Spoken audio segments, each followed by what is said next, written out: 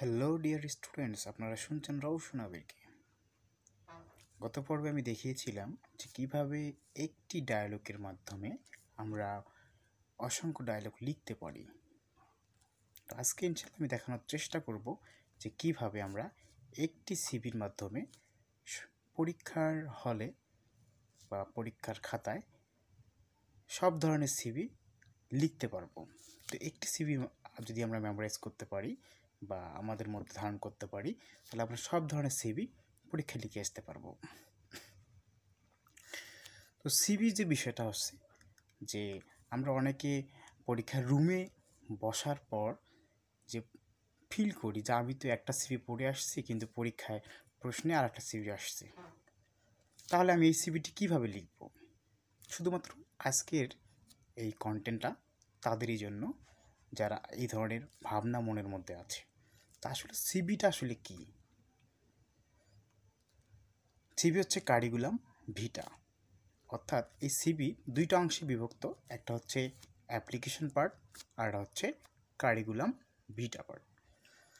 Application পার্টটা হচ্ছে আবেদন, আমরা যে কোম্পানির আন্ডারে বা যে পোস্টের জন্য, যে পদের জন্য আমরা কী করব, আবেদন করব, সেই অংশ। আর কারিকুলাম ভিটা হচ্ছে নিজের জীবন বৃত্তান্ত, নিজের কোয়ালিফিকেশন সব সম্পর্কে সেটাতে সিভিতে দেওয়া থাকবে। তো আমরা প্রথম পার্টটা যেটা রয়েছে সেটা দেখে নেব। যে প্রথম পার্টে রয়েছে অ্যাপ্লিকেশন পার্ট। তো অ্যাপ্লিকেশন লেখার শুরুতে আমাদের যে কাজটা করতে হয় সেটি হচ্ছে ডেট অফ অ্যাপ্লিকেশন। আমরা যে তারিখে সিভিটা লিখব তার তারিখ এখানে আমাদের দিতে হবে। আর তারিখ লেখার ক্ষেত্রে প্রথমে আমাদেরকে অবশ্যই ডেটটা লিখতে হবে, দেন কততম মাস এবং কততম বছর সেটা লিখতে হবে। তারপর যে কাজটা করতে হবে সেটা হচ্ছে হেড অফ দ্য অর্গানাইজেশন, প্রতিষ্ঠানের প্রধান। এখন যে প্রতিষ্ঠানের আন্ডারে আমরা অ্যাপ্লিকেশনটা লিখব সেই প্রতিষ্ঠানের প্রধান কাছে আমরা এখানে নামটা তার লিখব। কারণ প্রতিষ্ঠানের প্রধান কে কে হতে পারে, যেমন স্কুল কলেজ যেগুলো আছে সেগুলোর প্রতিষ্ঠান প্রধান হচ্ছে হেডমাস্টার, প্রিন্সিপাল। তো সেক্ষেত্রে আমরা এখানে দ্য হেডমাস্টার লিখব অথবা দ্য প্রিন্সিপাল লিখব। যদি কোনো কোম্পানির আন্ডারে হয় তাহলে আমরা দ্য ম্যানেজার লিখব।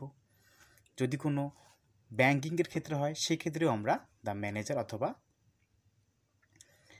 দ্য ম্যানেজারেই লেখার বেস্ট সবচেয়ে বেশি। দেন যে কাজটা আমরা করব, নেম অফ দ্য অর্গানাইজেশন। এই নেম অফ দ্য অর্গানাইজেশন জায়গায় আমরা যে প্রতিষ্ঠানের নামটি লিখব।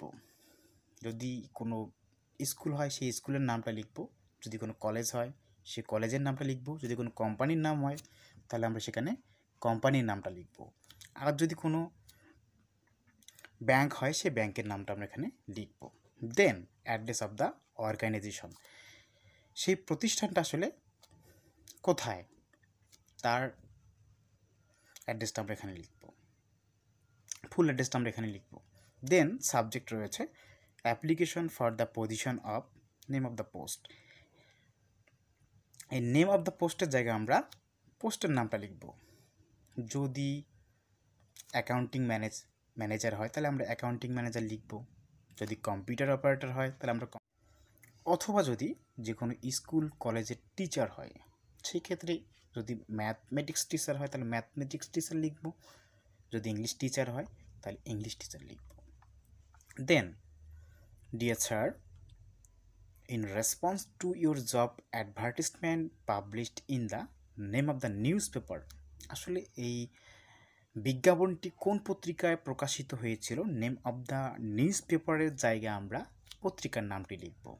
দ্য প্রথম আলো হতে পারে, দ্য ডেইলি যায় যায় দিন হতে পারে, দ্য বাংলাদেশ প্রতিদিন হতে পারে।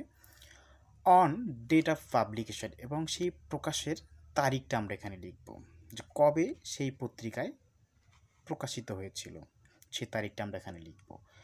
I would like to apply for the position of name of the post. আবারও এখানে যেমন নেম অফ দ্য পোস্টটা লিখেছিলাম সেমভাবে আমরা সেই নেম অফ দ্য পোস্টটা এখানেও লিখব, সেই পদের নামটা আমরা এখানেই লিখব। দেন I believe working in a reputed organization like your one will provide me excellent opportunity for my career growth. I am confident that if provided the opportunity, to serve your organization. I will prove myself an important asset for your organization. May I therefore pray and hope that you would be kind enough to grant me a request for an interview at your convenience. Thank you. Yours truly, name of the applicant. এখানে name of the অ্যাপ্লিকেন্টের জায়গায় আমরা শুধু যে আবেদনকারী রয়েছে সেই আবেদনকারীর নামটা লিখব, আর বাকি যে যতটুকু জায়গা আছে সব কিছু ঠিকঠাক থাকবে। শুধু যে name of the post, name of the newspaper, date of publication, name of the post, name of the applicant, এখানে শুধু আমরা যা যা দরকার সেই ইনফরমেশনগুলো ইনক্লুড করব। এবার চলে আসি আমরা সিভির যে দ্বিতীয় পার্ট, কারিকুলাম ভিটার জীবন বৃত্তান্ত সম্পর্কে। এখানে প্রথমে আমরা ফার্স্ট অফ লিখবো, সেটা হচ্ছে নেম অফ অ্যাপ্লিকেন্ট, অর্থাৎ আবেদনকারীর নাম। নামটা অবশ্যই আমাদেরকে কিন্তু পুরো নাম লিখতে হবে, নিক নেম অর্থাৎ ডাক নাম লিখলে চলবে না। দেন যদি আমাদের ইমেল অ্যাড্রেস থাকে তাহলে আমরা সেই ইমেল অ্যাড্রেসটা লিখব, নতুবা যদি ফোন নাম্বার থাকে সেই ফোন নাম্বার আমরা ইমেলের পরিবর্তে মোবাইল নাম্বার আমরা এখানে অ্যাটাচ করতে পারবো। দেন চলে আসি আমরা পার্সোনাল ইনফরমেশন, ব্যক্তিগত তথ্য। ব্যক্তিগত তথ্যে 1 নম্বরে রয়েছে নেম। নেমটা আমরা আসলে পুরো নামটা আমরা লিখব, ফাদার্স নেম, তারপর বাবার নাম আমরা পুরোটাই লিখব, মাদার্স নেম আমরা পুরোটাই লিখব। অর্থাৎ আমাদের সার্টিফিকেটে যে আমাদের পুরো নাম রয়েছে, বাবার নাম, মার নাম, ডেট অফ বার্থ, সব আমরা সার্টিফিকেট অনুযায়ী এখানে ইনক্লুড করব। দেন রিলিজিয়ন, ধর্ম, যদি আমার ধর্ম ইসলাম হয় ইসলাম, যদি অন্য ধর্ম হয় তাহলে আমি অন্য ধর্ম এখানে ইনক্লুড করব। দেন সেক্স, মেল না ফিমেল, অর্থাৎ পুরুষ না মহিলা, আমরা সেখানে যদি পুরুষ হই তাহলে মেল লিখব, যদি মহিলা হই তাহলে ফিমেল লিখব। ম্যারিটাল স্ট্যাটাস, বৈবাহিক অবস্থা, বৈবাহিক অবস্থা, যদি ম্যারিড হয় তাহলে ম্যারিড লিখব, যদি আনম্যারিড হয় তাহলে আমরা এখানে আনম্যারিড যুক্ত করব। ন্যাশনালিটি, জাতীয়তা, আমার জাতীয়তা কি, আমি যদি বাঙালি হই তাহলে বাংলাদেশি লিখব। ব্লাড গ্রুপ যদি জানা থাকে সেক্ষেত্রে আমরা এখানে ব্লাড গ্রুপ লিখব, যদি এ পজিটিভ হয় এ পজিটিভ, বি পজিটিভ হলে বি পজিটিভ, ও পজিটিভ হলে ও পজিটিভ। এরপর দেন সবচেয়ে ইম্পর্টেন্ট যে বিষয়টা আছে অ্যাড্রেস। অ্যাড্রেসে অবশ্যই আমাদেরকে পোস্ট, ভিলেজ, উপজেলা এবং জেলা এখানে সুন্দর করে লিখতে হবে। প্রথমত আমরা আমাদের ভিলেজ লিখব, দেন উপজেলা লিখব, দেন জেলা লিখব, তারপর পোস্ট লিখব, পোস্ট কোডটাও অ্যাডজাস্ট করব। এরপর যে অংশটা রয়েছে সেটি হচ্ছে এডুকেশনাল কোয়ালিফিকেশন, শিক্ষাগত যোগ্যতা। তো শিক্ষাগত যোগ্যতা এখানে নেম প্রথমে দেওয়া আছে নেম অফ দ্য ডিগ্রি, তারপর হচ্ছে নেম অফ দ্য ইনস্টিটিউট, প্রতিষ্ঠানের নাম, গ্রুপ, বিভাগ, পাসিং ইয়ার, এরপর রয়েছে রেজাল্ট। তো এখানে যে বিষয়গুলো রয়েছে সেখানে এসএসসি, এইচএসসি, বিবিএ, এমবিএ। তো সেক্ষেত্রে বিবিএর জায়গায় কিন্তু বিএসসি হতে পারে, বিএ হতে পারে, এবং এমবিএর জায়গায় কিন্তু এমএসসি হতে পারে, এমএ হতে পারে। এখন কথা হচ্ছে যে এসএসসি যে আমরা যে প্রতিষ্ঠান থেকে পাশ করেছি সেই প্রতিষ্ঠানের নামটা আমরা এখানে লিখব। দেন সেই প্রতিষ্ঠানে আমি কোন বিভাগে ছিলাম, সায়েন্স হলে সায়েন্স, হিউম্যানিটিস হলে হিউম্যানিটিস, আর যদি অন্য কোনো গ্রুপ হয় সে আমরা অন্য কোনো গ্রুপ এখানে লিখব। দেন পাসিং ইয়ার, আমি কত সালে এসএসসি পাস করেছিলাম সেই সালটা আমি এখানে লিখব। দেন রেজাল্ট, আউট অফ 5 পাসের মধ্যে আমি কত পয়েন্ট পেয়েছিলাম, গ্রেড পয়েন্ট আমি এখানে লিখব। এসএসসি থেকে এইচএসসির যে ডিফারেন্স, দূরত্বটা রয়েছে সেটি হচ্ছে 2 বছর। তো সেহেতু এইচএসসির প্রতিষ্ঠানের আমরা এখানে নাম লিখব। দেন যদি আমি 12 সালে পাস করে থাকি তাহলে আমি এখানে 14 সালে লিখব, 2 বছর অন্ততপক্ষে এখানে ডিফারেন্স দূরত্ব রাখতে হবে। দেন পাসিং ইয়ার এখানে লিখব, আবারও রেজাল্ট এখানে আবারও লিখব। দেন এমবিএ, বিবিএ, বিবিএর জায়গায় বিএসসি হতে পারে, বিইউ হতে পারে। যদি সায়েন্স গ্রুপ থেকে হয় তাহলে অবশ্যই এখানে আমি বিএসসি লিখব, আর যদি আর্টস গ্রুপ থেকে হয় সেক্ষেত্রে আমি এখানে বিএ লিখব। দেন আমি কোন প্রতিষ্ঠান থেকে, যদি আমি যে কোনো পাবলিক বিশ্ববিদ্যালয় হয় ঢাকা ইউনিভার্সিটি, ঢাকা ইউনিভার্সিটি লিখতে পারি। যদি আমি ন্যাশনাল ইউনিভার্সিটির আন্ডারে হই ন্যাশনাল ইউনিভার্সিটি লিখতে পারি। যদি রাজশাহী ইউনিভার্সিটি হয় তাহলে আমি রাজশাহী ইউনিভার্সিটি লিখতে পারি। দেন গ্রুপ, আমি যে বিবিএ করেছি বা আমি যে বিএসসি করেছি বা আমি বিএ পড়েছি, সেক্ষেত্রে এখানে আমি কোন গ্রুপ থেকে পড়েছি। এখানে গ্রুপ বলতে সাবজেক্টকে নির্দেশ করবে। যদি আমি সায়েন্স থেকে ফিজিক্স হতে পারে, ম্যাথ হতে পারে, বা বোটানি হতে পারে, জুওলজি হতে পারে।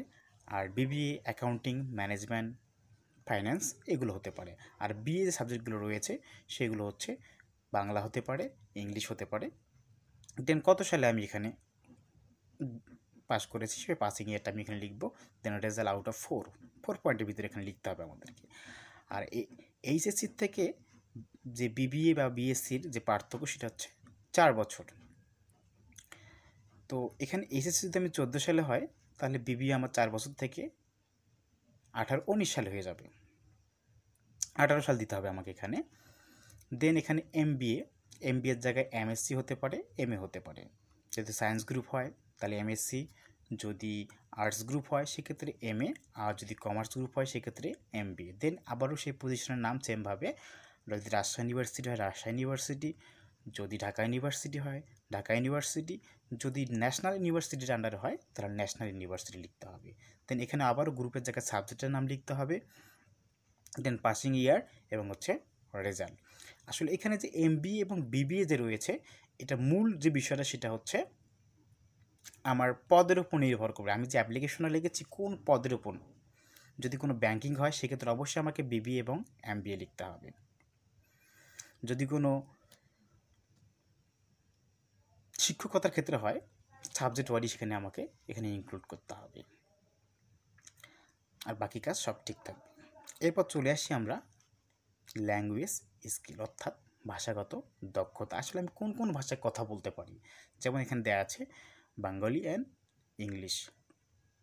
এখানে আমরা যে কটা ভাষা জানি সেই ভাষাটা কটা আমরা এখানে ইনক্লুড করলেই হয়ে যাবে। কম্পিউটার স্কিল অর্থাৎ কম্পিউটার দক্ষতা, আমি কম্পিউটারে কী কী কাজ জানি। Office management, Microsoft Office, Word, Excel, PowerPoint, Access. এরপর যে গুরুত্বপূর্ণ বিষয় সেটি হচ্ছে রেফারেন্স। আসলে আমি যে অ্যাপ্লিকেশনটা করেছি, আমি যদি কখনো ভাইভা বোর্ডে যাই, ভাইভা বোর্ডে যে রেফারেন্স আমি যার নামটা লিখব, তাকে কিন্তু অবশ্যই ভাইভা বোর্ড থেকে ফোন কল দিতে পারে এবং তাকে জিজ্ঞেস করতে পারে যে আপনি যে রেফার আছেন এই পদে, এই ব্যক্তিটিকে আপনি চেনেন কি না। তো সেই ক্ষেত্রে আমি যাকে চিনি এবং জানি এবং যে ব্যক্তি আমাকে চেনে এবং জানে সেই ব্যক্তির নামটা আমরা এখানে লিখব। লেখার পর তার নেম অফ দ্য পোস্ট, তিনি কী কাজ করেন, কোন কোম্পানিতে কাজ করেন, কোনো বিশ্ববিদ্যালয়ে কাজ করেন, সেই ব্যক্তির পদটা আমরা এখানে লিখব এবং সেটা কোন কোম্পানি বা কোন প্রতিষ্ঠানে কাজ করেন সেই প্রতিষ্ঠানের নামটা আমরা এখানে লিখব। এরপর ওই ব্যক্তির কন্ট্যাক্ট নাম্বার অর্থাৎ মোবাইল নাম্বার, তারপর তিনি আসলে আমার সম্পর্কে কতটুকু জানেন ততটুকু এখানে ইনক্লুড করা আছে। এরপর যে রয়েছে সেটা হচ্ছে ডেট, এখানে ডেটটা লিখতে হবে এবং সিগনেচার অফ অ্যাপ্লিকেন্ট, ডেট সহকারে আবেদনকারীর নামটি এখানে লিখতে হবে। তো এই ছিল সিভির পুরো ফরম্যাট, দুইটি অংশে বিভক্ত, একটি হচ্ছে অ্যাপ্লিকেশন পার্ট আর একটি হচ্ছে কারিকুলাম ভিটা পার্ট। তো এই একটি সিভির মাধ্যমে আমরা সবগুলো সিভি লিখতে পারবো। তো আর ভয় নয়, আমরা যদি একটি সিভি মেমোরাইজ করতে পারি, সেই একটি সিভির মাধ্যমে আমরা পরীক্ষায় আসা সকল সিভি লিখে আসতে পারবো। তো এই ছিল আজকের মতো, সকলকে ধন্যবাদ।